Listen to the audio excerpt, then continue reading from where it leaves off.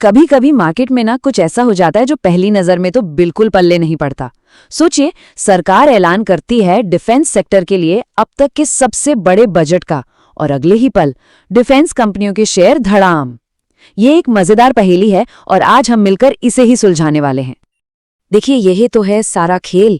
एक तरफ finance minister ने अनाउंस किया कि टोटल डिफेंस खर्च में 15.3% का जबरदस्त इजाफा होगा, और दूसरी तरफ पूरा का पूरा डिफेंस इंडेक्स लगभग 9% नीचे गिर गया। भाई, ये कैसे हो सकता है? तो सवाल यही उठता है कि आखिर गड़बड़ हुई तो हुई कहाँ?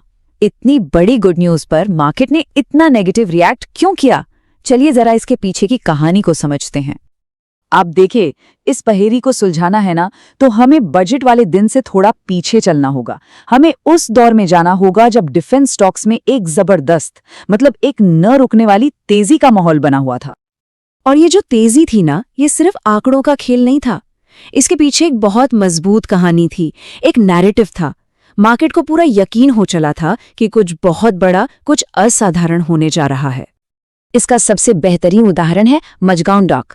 सोचिए, इस सरकारी कंपनी के शेयर ने करेक्शन से पहले सिर्फ 5 सालों में 2500% की, मतलब हैरान कर देने वाली छलांग लगाई थी।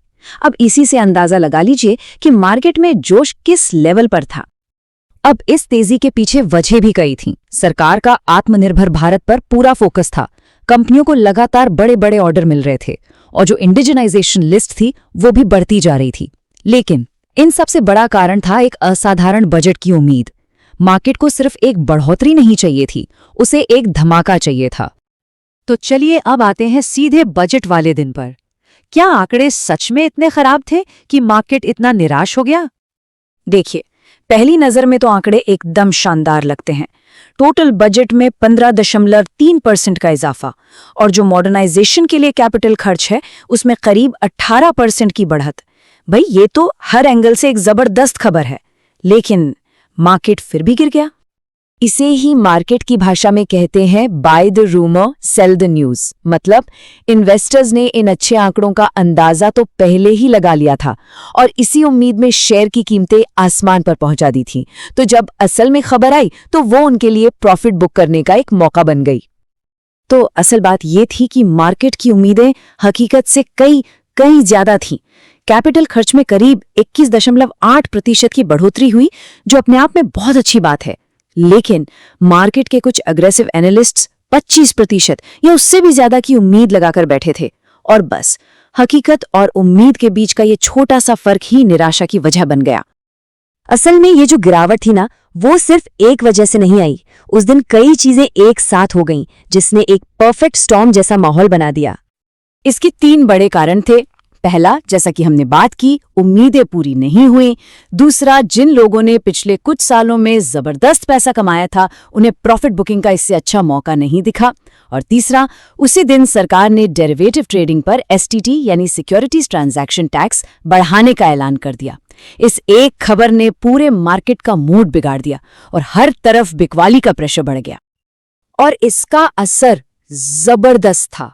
गार्डन रीच, डेटा पैटर्न्स जैसे स्टॉक्स 14% तक टूट गए। यहां तक कि भारत डायनामिक्स और एचएएल जैसी बड़ी कंपनियों में भी 10% से ज्यादा की गिरावट आई। इससे पता चलता है कि मार्केट का सेंटिमेंट कितनी तेजी से बदल सकता है। तो क्या इस एक दिन की गिरावट का ये मतलब निकालें कि इंडिया के डिफेंस सेक्टर की ग्रोथ स्टोरी खत्म हो गई है? जी नहीं, बिल्कुल नहीं। अब वक्त है इस शॉर्ट टर्म रिएक्शन से आगे बढ़कर जरा बड़ी तस्वीर यानी बिग पिक्चर को देखने का। ज्यादातर फाइनेंशियल एनालिस्ट्स का भी यही मानना है। उनका साफ कहना है कि मार्केट के एक दिन के रिएक्शन से घबराने की जरूरत नहीं है, क्योंकि डिफेंस सेक्टर की जो फंडामेंटल और स्ट्रक्चरल ग्रोथ स्टोरी है वो आज भी उतनी ही मजबूत है।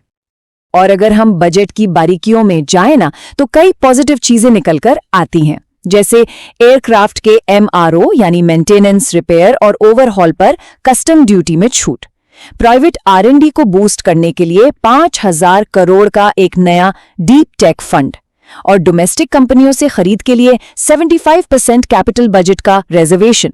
ये सारी पॉलिसीज लॉन्ग टर्म में सेक्टर को बहुत मजबूती देंगी।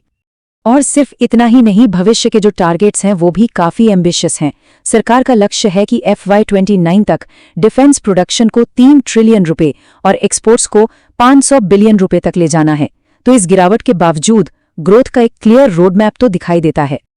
तो आखिर इस पूरे एपिसोड से हमें सीखने को क्या मिलता है? सीधी सी बात है, ये उम्मीदों और हकीकत की टक्कर का एक क्लासिक केस है। ये एक लाइन इस पूरी कहानी का सार है। मार्केट में निराश होने के लिए बुरी खबर की जरूरत नहीं होती, सिर्फ ऐसी खबर काफी है जो उतनी अच्छी न हो जितनी उम्मीद की जा रही थी। तो अब हमें 2 चीजों के बीच का फर्क समझना होगा। शॉर्ट टर्म में मार्केट हाइप और एक्सपेक्टेशंस पर चलता है, लेकिन लॉन्ग टर्म में जो सक्सेस है वो हमेशा एग्जीक्यूशन और असली ऑर्डर्स पर ही डिपेंड करती है। और शायद यही सबसे बड़ा बदलाव है। अब इन्वेस्टर्स का फोकस इस बात से हट रहा है कि बजट में कितना पैसा मिला, और इस बात पर आ रहा है कि कंपनियां उस पैसे को इस्तेमाल करके कितना अच्छा काम करती हैं, कितना रेवेन्यू कमाती हैं। तो इस गिरावट के बाद जब स्टॉक्स के वैल्यूएशंस थोड़े ठीक हुए हैं, तो क्या ये मान लिया जाए कि मार्केट का फोकस अब बजट की हेडलाइन से हटकर इन कंपनियों की असली बैलेंस शीट पर आ गया है? खैर, इसका जवाब तो आने वाला वक्त ही देगा।